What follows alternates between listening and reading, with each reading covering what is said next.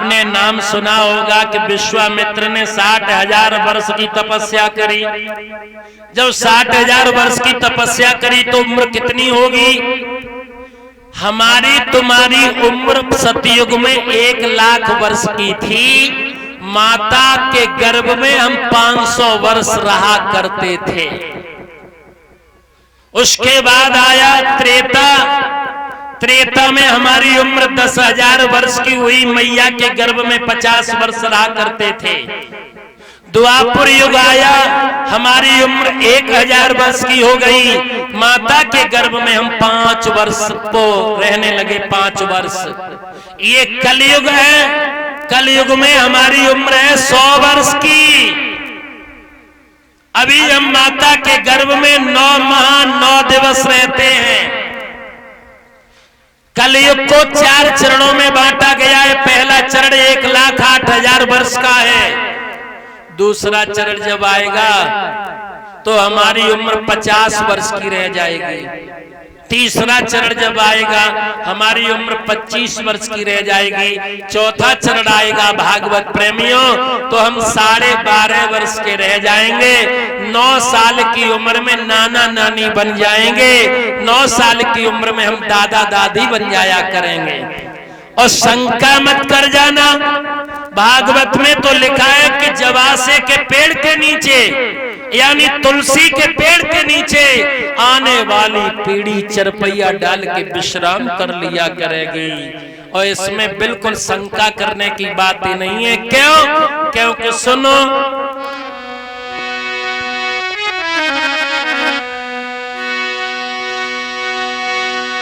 कि जहां करण से वीर भय पैदा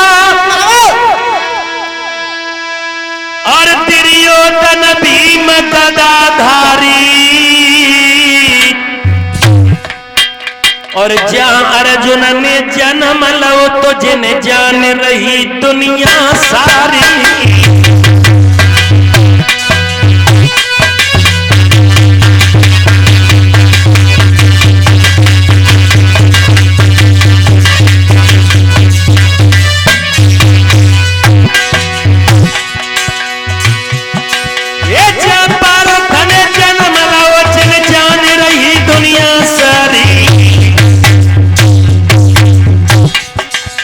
जय अर्जुन ने जन्म लो तो जिन जान रही दुनिया सारी।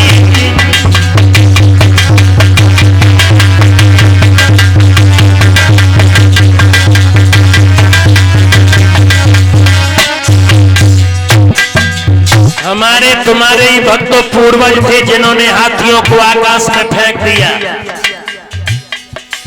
उन्हीं के वंशज हम और आप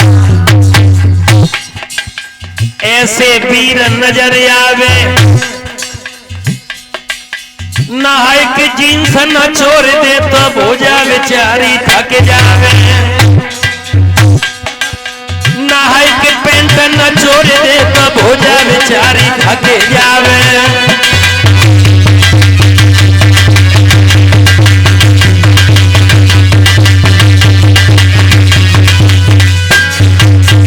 हमारे तुम्हारे पूर्वज ऐसे हुए जिन्होंने आकाश में महाभारत में भीम अर्जुन ने हाथियों को फेंक दिया भक्तों। लेकिन आजकल हमारी तुम्हारी संतान ऐसी हो गई, ये जीन्स वाले पहले तो जीन्स को 7-7 8-8 दिन धोते नहीं है। अगर पैंट धो दे तो इन पे निचोड़ा नहीं जाता। इतनी कमजोर संतानें हो गई। आगे और संतान कमजोर हो जाएंगी। 2.5 चम्मच खीर खा के पेट फूल जाया करेगा। परीक्षक समझा रहे, कलयुग कहने लगा महाराज हमें स्थान दीजिए। कहने लगे जहां जुआरियों का अड्डा हो वहां तेरा निवास होगा। जहां पर वेश्यागर्दी होती हो, जहां दीन दुखियों को सताया जाता हो, जहां बोलो खराब जगह दे बता जी अच्छी बता दो। पाप के द्वारा बने हुए सोने में जा तुम्हारा वास होगा। सोने में? हाँ। परीक्षित को नहीं मालूम था। जरासंध का मुकुट सर पे धारण किए थे। उसी जरासंध का पाप के बने हुए सोने के मुकुट में भक्तों ये प्रवेश ले गए। महाराज परीक्षित की बुद्धि का बोल्ट ढीला कर दिया और लोमस ऋषि के द्वारा ये श्रापित हो गए। जब लोमस ऋषि के बगिया में पहुंचे, राजा ने पानी मांगा, लेकिन स्वामी जी तो भगवान का भजन कर रहे थे, पानी नहीं दिया तो मरे हुए सर्प को गले में घुमाया और चले आए। यहाँ प्रमाण भागवत में 2 मिलते हैं प्रमाण। पहला प्रमाण ये मिलता है कि महाराज परीक्षित बचपन में छोटे थे, संतों की सभा में थी। एक रस्सी को लकड़ी से उठकाते हुए आए दुर्वासा ऋषि के ऊपर, इन्होंने वो रस्सी फेंक दी और कहा जो बाबा सर्प कहा। दुर्वासा ऋषि ने श्राप दे दिया, अरे परीक्षित तू नकली रस्सी के सर्प से मुझे भयभीत करता है, जा एक दिन जिंदगी में तुझे असली सर्प का भय व्याप्त होगा। दे दिया श्राप। दूसरा प्रमाण ये मिलता है, अश्वसेन नाम की जो उसकी मां थी, एक आकाश मार्ग से गुजर रही थी गर्भ धारण किए हुए। अर्जुन के निरपराध अर्जुन ने उसका वध कर दिया। अश्वसेन नाम का सर्प जो था वो अपनी मां का बदला लेने के लिए अर्जुन से प्रार्थना करता है। वो कर्ण से प्रार्थना करता है, लेकिन कर्ण स्वीकार नहीं करता, तो अर्जुन का बदबाह नहीं कर पाता। उन्हीं के नाती आज परीक्षित पर वो अपना दाव चला देता है। ध्यान रखना मेरे भागवत प्रेमियों,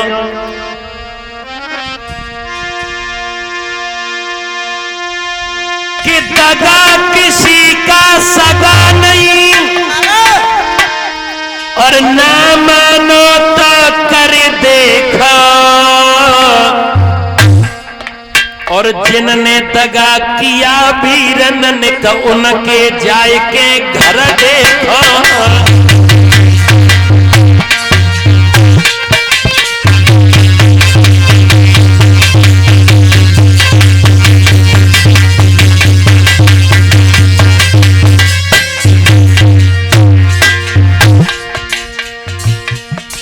अरे दगा किसी का सगा नहीं और ना मानो तो कर देखो, जिनने धोखा दिया वीरन को उनके जाए के घर देखो। किसी के साथ अगर धोखा दोगे भक्तों, तुम्हारा सत्यानाश होगा। ये मैं व्यासपीठ से कह रहा हूं। मानव के कर्म कुकर्मों का आखिर कब तक गुमान हो, और ये तो बात असंभव है, लग जाए आग धुआं न हो।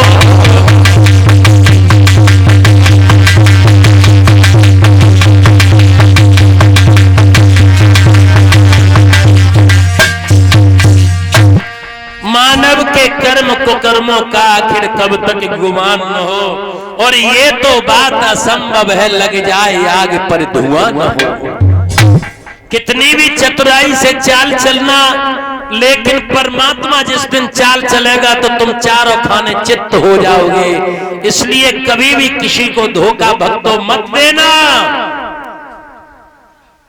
आज परीक्षित लाल लौट करके आते हैं तो श्रृंगी ऋषि जो उनके बेटा थे लोमस के, वो श्राप दे देते हैं कि मेरे पिता का अपमान करने वाले राजा, जा तुझे 7वें दिन तक्षक नाग डस लेगा, तुझे सर्प डस लेगा। जो ये श्राप लगा है तो परीक्षित ने मोहर ऊपर से उतारा। होश आ गया कि मेरे पूर्वज तो धर्म के मार्ग पे चलने वाले थे, लेकिन मेरे से क्या हो गया। और आंगन में बैठ करके श्रोता पश्चाताप परीक्षित करने लगे। संतों के द्वारा बताया गया कि सर्प के खाने से अधोगति प्राप्त होगी। इसके छुटकारा के लिए तुम व्यास नंदन श्री सुखदेव जी की शरण जा करके लो। श्रोताओं, घर द्वार त्याग करके जिस समय परीक्षा चले तो रानी नवल देव ने श्रीमन की कलाई पकड़ ली। भगवान, आप तो बड़े ज्ञानी ध्यानी थे, आप मुझे छोड़ करके चल दिए हैं, क्या हुआ भगवान?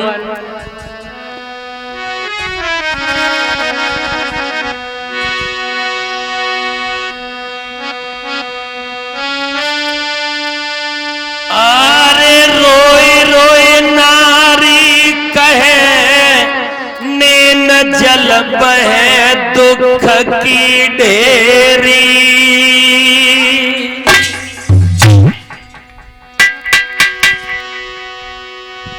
और तो से रूठ गए घनश्याम रे, नजर लई सैल सफेरी।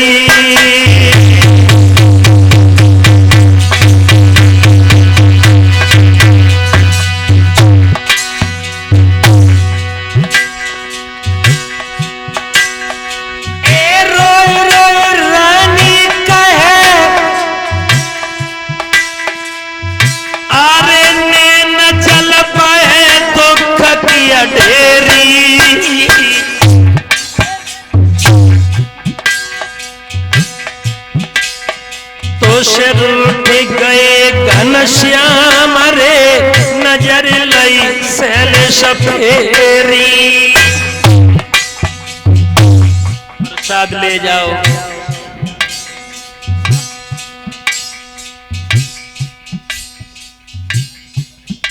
ये 1 से 1 रुपए का पुरस्कार हमारे पास में आया है।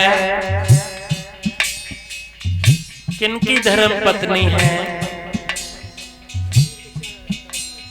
ये सतवीर कुमार जो हमारे भाई हैं, उन्हीं के सतवीर कुमार जी के भाई हैं, ताऊ के जो उमेश कुमार जी, उनकी धर्म पत्नी का 1 से 1 रुपए का ये पुरस्कार हमारे पास में आया है।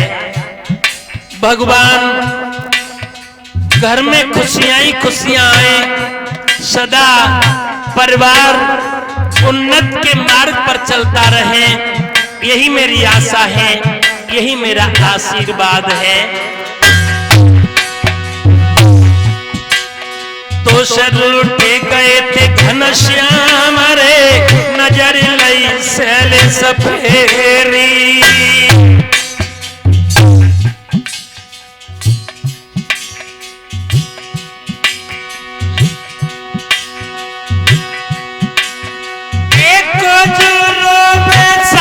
सवेरे को रोत घुरा दिया पार, हाय को रोते बखत परे पे, को रोत तीज त्योहार।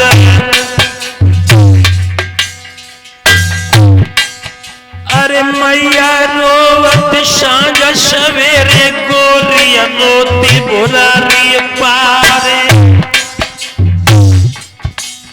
हाय भैया बिलखे बखत परे पे, बहन रोती तीज त्योहार।